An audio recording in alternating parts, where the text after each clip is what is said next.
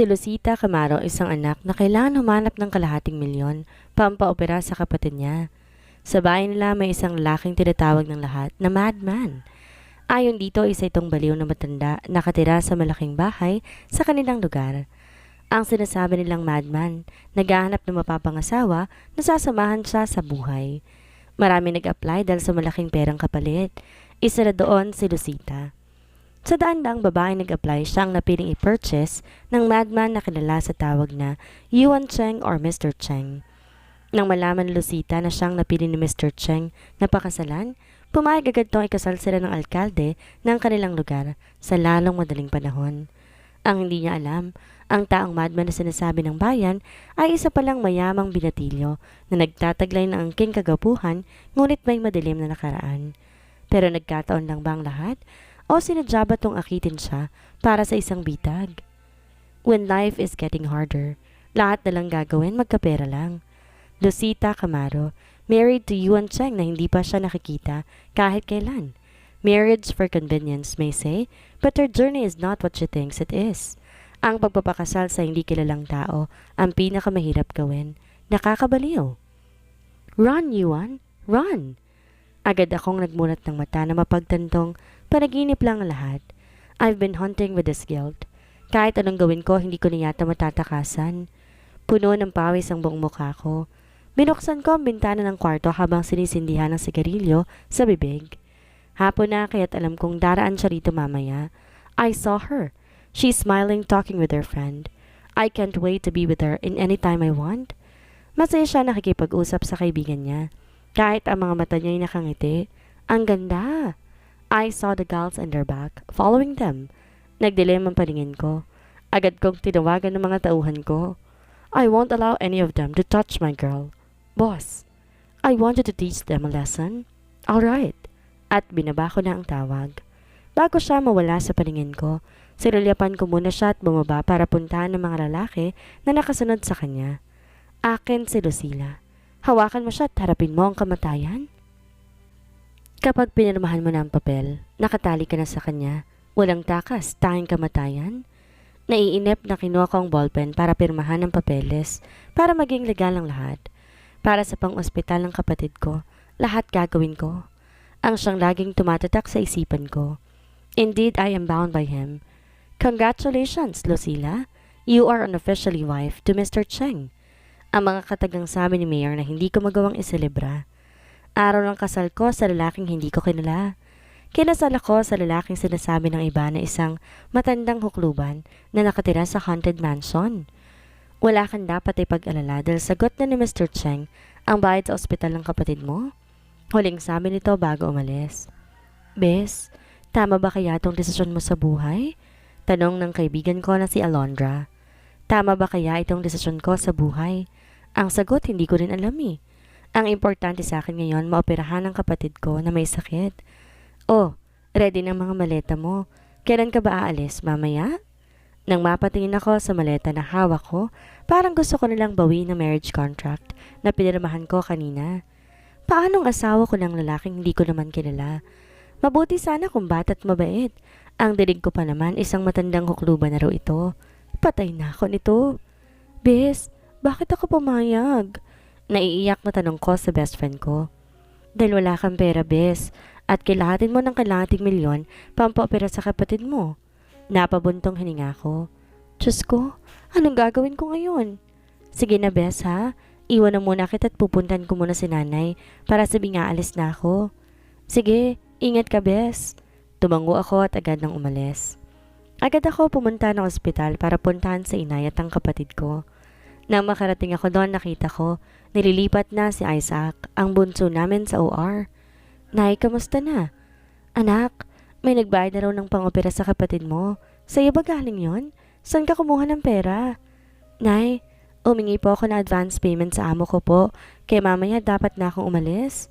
Kinagat ko ang pang-ibabang labi ko, dahil kailangan ko magsinungaling kay inay. Alam kong hindi niya ako papayagan sa desisyon ko na pumayag bilang asawa ni Yuan Cheng. Wala ko ibang choice kundi gawin to. Ganun ba, anak? Mag-iingat ka kung ganun. Ani nga. Sige po, Nay.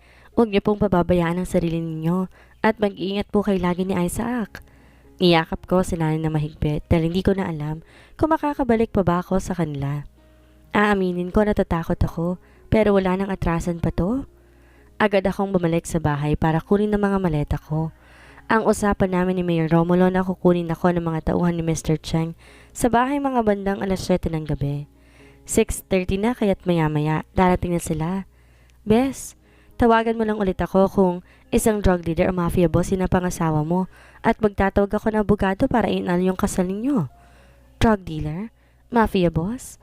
Paano ko isang drug dealer na isang matandang hukluban nga si Mr. Cheng? Paano na ako?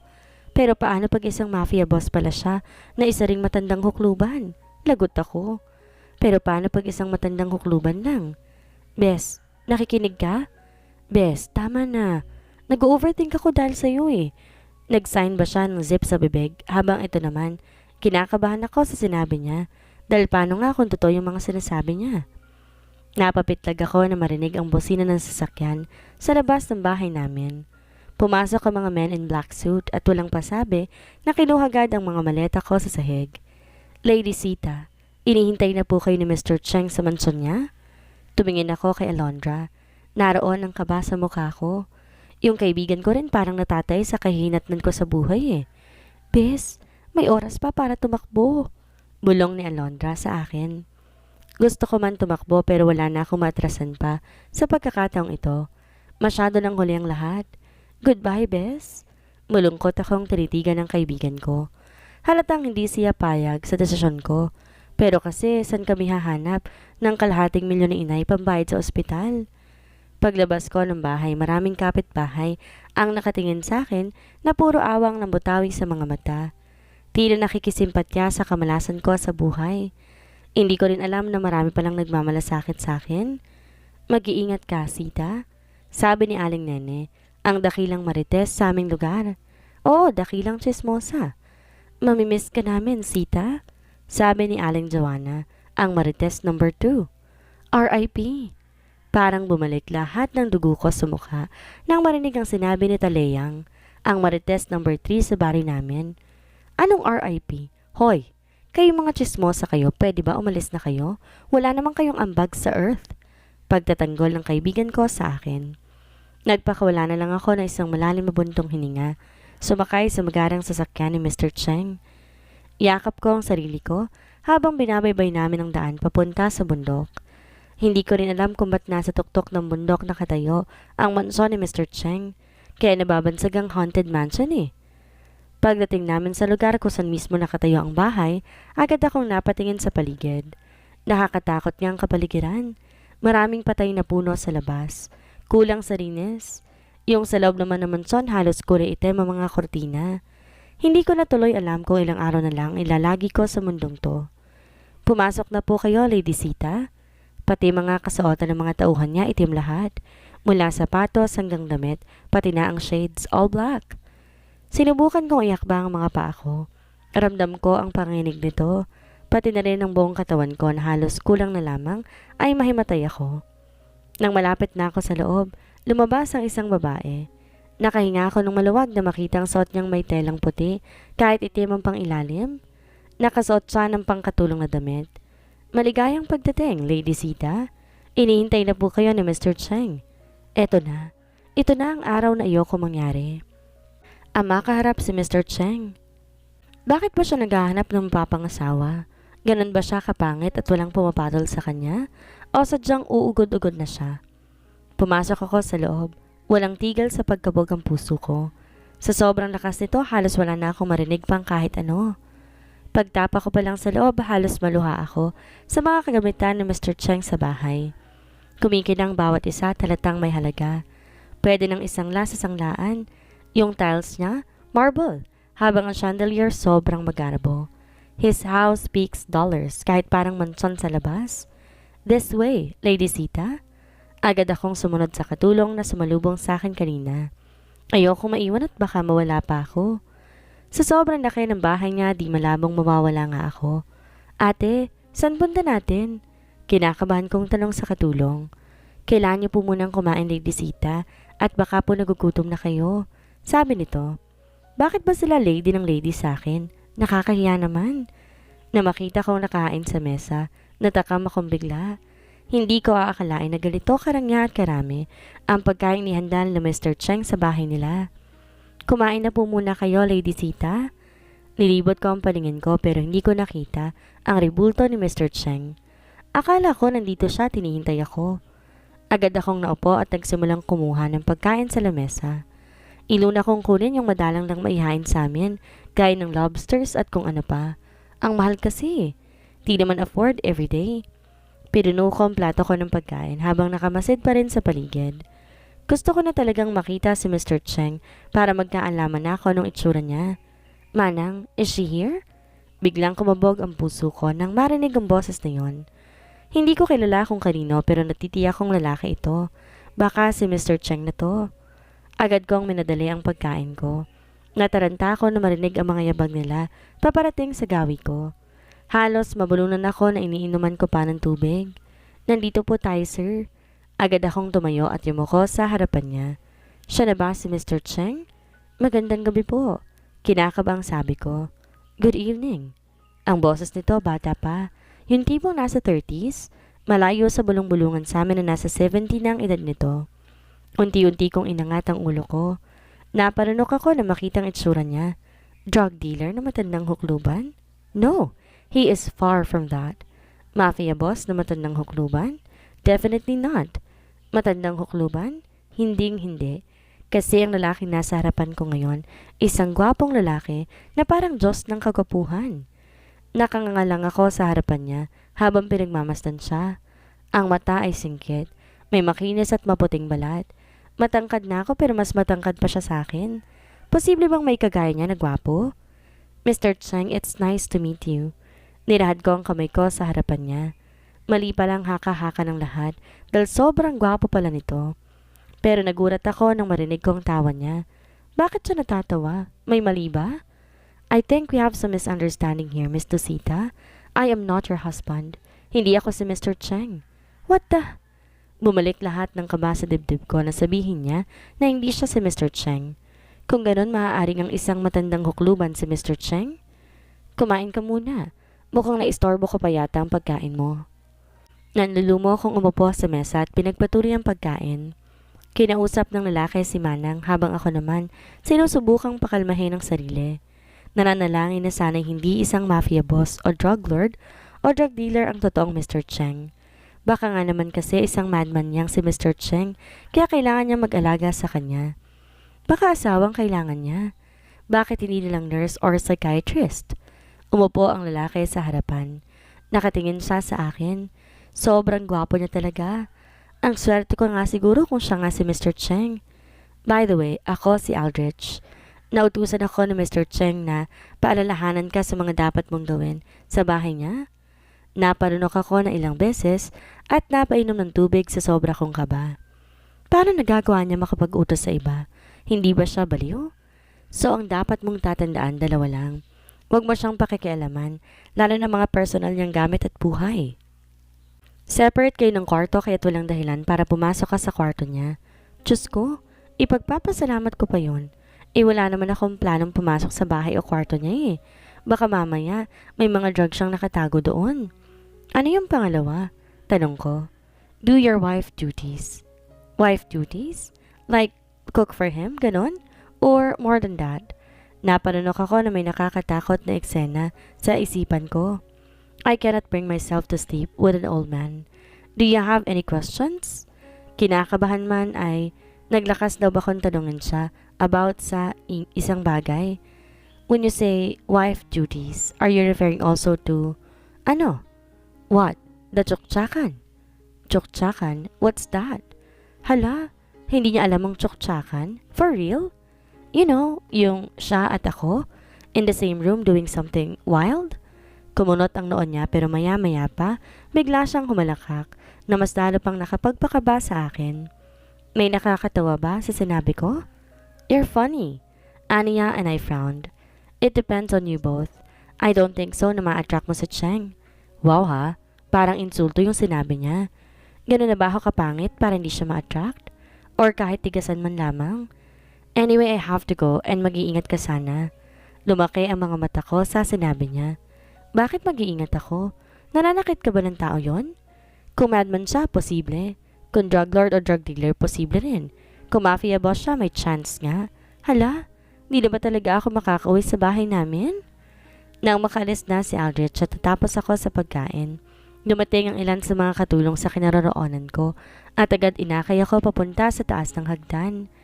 Pumasok kami sa loob ng isang kwarto na parang bahay na namin sa laki. Malaki ang kama, malaki ang wardrobe. Nagtangka ng hubarin ng mga katulong ang damit ko, kaya pinigilan ko sila. Bakit uhubarin? Ma'am, pasensya na po kayo. Utos po ni Mr. Cheng na bihisan kayo ng damit bago kayo pumunta sa kanya. Ako na po maghuhubad. Nahihiyang sabi ko sa kanila. Para naman pala tayong royalty sa treatment nila. Is this some kind of a joke? Mabuti nilang pinagbigyan nila ako. Inubad ko ang damit ko at basta nilang nila akong hinila kaagad sa loob ng banyo. Don't tell me paliliguan nila ako. Shucks, nakakahiya. I ain't a princess but I can be one. Charot! Matapos nila akong paliguan lahat, saka nila ako binihisan. A long dress na hapit sa katawan ko. Kailangan ba talaga ito? Parang aarte naman ng madman na yun It's a yellow one na parang suot ni Belle sa palabas na Beauty and the Beast. Agad nila akong inayusan. Sinuotan din ako ng mga alahas that suited for the dress. Namangha ako sa kinang ng mga bato sa loob ng tenga ko. First time ko makasuot ng real jewelries. Inayusan nila ako ng buhok at nilagyan ng konting makeup. Mabutit light lang dahil hindi ako komportable sa mabigat na makeup na nilalagay sa mukha. Tapos na po ma'am. Bumawa na po kayo. Hinihintay na po kayo ni Mr. Cheng. Kanina pa ako kinakabahan sa Mr. Cheng na to. Bakit ba kasi ayaw niyo magpakita sa akin kaagad? Masyadong pa-suspense. Tinignan ko ulit ang itsura ko sa salamin. Sandali kong tinitigan ang sarili at gumiti. Ang ganda. Sobrang ganda na masakit sa puso dahil nakikita ko si Papa sa itsura ko. Huminga ulit ako ng malalim, saka tumayo. Sinamahan nila ako pababa. Habang pababa ako sa hagdan, narinig ko ang mga yabag ko. Ang tunog ng dahil sa stiletto na tumatama sa marble na tile sa bahay nila, na siyang nagpapakaba sa akin. Di ko alam kung saan kami pupunta pero mukhang patungo kami sa likuran ng bahay. Nang nasa malapit na kami, may narinig akong mga boses. Nakita ko si Aldrich sa hindi kalayuan. Sa harapan niyang nakatalikod sa akin, may isang lalaking nakaupo. Naka-black suit din. Puti ng lahat ng buhok niya. Confirm. Isa nga siyang matandang hukluban. Ang napangasawa ko isang matanda. Huminto ako sa paglalakad. Parang di ako makahinga dahil sa lakas ng kabog ng puso ko. Sa sobrang lakas nito, nahihirapan akong kumilos ng kalmado. Here she is. Dinig kong sabi ni Aldrich. Umatras ako, dahan-dahan. Bago pa man lumingon sa gawi ko si Mr. Cheng, ay agad na akong tumalikod at nagsimulang tumakbo. Tinawag ako ng mga katulong pero hindi ako lumingon. Lalabas na sana ako ng bahay nang maalala na may mga men in black suit sa labas na nakaabang kaya't wala na akong choice kung hindi ang umakyat sa itaas. Nagmamadali akong umakyat. Hindi ko nilingon ang lahat ng humahabol sa akin. Hinanap ko ang kwarto ko kanina pero hindi ko na makita. Sa sobrang laki ng mansyon, maraming mga kwarto na iba-iba. Inubad ko ang stiletto at tumakbo ng tumakbo hanggang sa dulo ng bahay.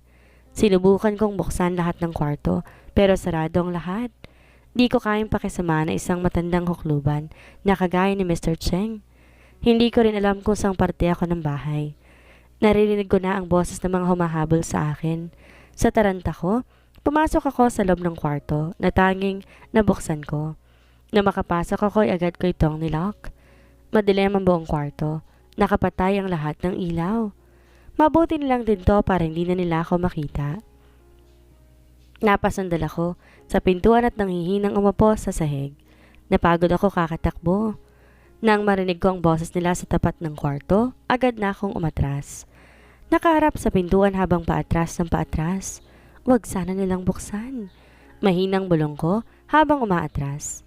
Nang biglang may humawak sa bewang ko na ikinagulat ko. Naramdaman ko ang presensya ng tao sa likuran ko. Sisigaw sana ako pero natatakot akong marinig ng mga katulong sa labas na humahabol sa akin at baka makita pa ako. Naramdaman ko ang hininga ng tao sa leeg ko. Bumigat ang bawat paghinga na binibitawan ko. Ramdam ko na ang kaba sa dibdib. Taas baba ang mga para nito sa aking bewang habang inahalikan niyang aking leg papunta sa balikat na di natatabunan ng telang suot ko. Sino ka? Kinakabahang tanong ko. Hindi siya sumagot. Patuloy lang siya sa paghalik sa leg habang ang mga kamay nasa gilid na ng dibdib ko. Nang mawala ang boses sa labas, agad akong umatras sa lalaki. Humarap ako sa kanya ngunit hindi ko siya makita. Sa sobrang dilim ng paligid, hindi ko makita ang mukha niya o kung sino siya. Sino ka? Parang hihimatay na ako sa bahay na to. Sa sobrang daming ganap, nasisiguro ko na hindi ako makakauwi ng buhay sa amin. Di siya sumagot kaya't sa kaba, tinakbo ko ang pagitan namin ng pintuan dahil plano kong umalis na lang sa loob ng kwarto na to. Pero bago pa ako makalabas, sinarangan na niya ako. Gamit ang katawan na nagmimistulang padero sa taas at tibay. Sino ka ba? Palabasin mo ko? Why would I? Nanindig ang balahibo ko sa boses niya. His voice is deep and very manly. Masyadong malalim na halos wala akong masabi. Nakakahalina. Yung tipong kahit saan ka magpunta, hindi mo makakalimutan ang boses niya. Sino ka? Hindi ulit siya sumagot. Bigla niya na lang akong hinila papalapit sa kanya na ikinasigaw ko. Kinakabahan na talaga ako. Anong gagawin mo? Napasinghap ako na maramdaman ang hininga niya sa pisngi ko. Naramdaman ko ang pagdampi ng tungkay ng ilong niya sa balat ko. Matangos. Sino ba siya? Pakawalan mo ko. Mahinang sabi ko. Why would I? Sisigaw ako. Pananakot ko na tinawanan niya lamang. Go on. Sino ba siya? You smell nice. His voice is a bit husky, pero it's nice to hear. You have a very small face. Smaller than I thought. Aniya na kinataka ko. Kilala niya ba ako? Sino ka ba talaga? Your lips, so small and kissable. Naparunok ako sa sinabi niya. Dapat ako matakot at kabahan sa sinabi niya, pero bakit eto't parang naaakit pa yata ako? Pakawalan mo ako. Kasal na ako? Sabi ko sa kanya. Wala talaga ako makita except sa mga mata niyang kulay asul. Light blue na masarap titigan. Hinuha ko, gwapo siya. Really? Mahihimigan ang pagkamangha sa boses nito. Hindi ko alam kung bakit. Oo, I am married sa nagmamayari ng bahay na to, kay Mr. Cheng. Kaya pwede ba pagkawalan mo na ako? Sinubukan kong alisin ang kamay niyang nakakapit sa akin pero humihigpit lang hawak niya at di na ako pinapakawalan. Naririnig mo ba ako? Sabi ko, pakawalan mo na ako. Kung may pwede mong humawak sa akin, yun ay ang asawa ko lang. Matapang na sabi ko sa kanya at sa huling pagkakataon, buong lakas ko siyang naitulak at salamat sa Diyos, binitawan niya rin. Tumalikod ako at pinihit ang doorknob para makalabas ng kwarto pero nagulat ako ulit nung higitin niya ako ulit paharap sa kanya. Ano ba? Di mo ba ako naiintindihan? Ang sabi ko, asawa ko lang po pwedeng humawak sa akin. I am sorry, miss. But to clear my part here, I'm Jasper Yuan Cheng and you, Lucita Camaro, is my wife? Hindi ko alam ang gagawin ko. Totoo ba? Diyos ko, sumasakit ng ulo ko, ha? He smirked. At oo, dapat ako lang humawak sa'yo, gaya ng ginagawa ko. Ano ang gagawin ni Lucita? Ngayong nakatali na siya sa isang bilyonaryong inakala niyang matanda. Anong buhay ang naghihintay sa kanya? Yan ang ating aalamin sa susunod nating kabanata.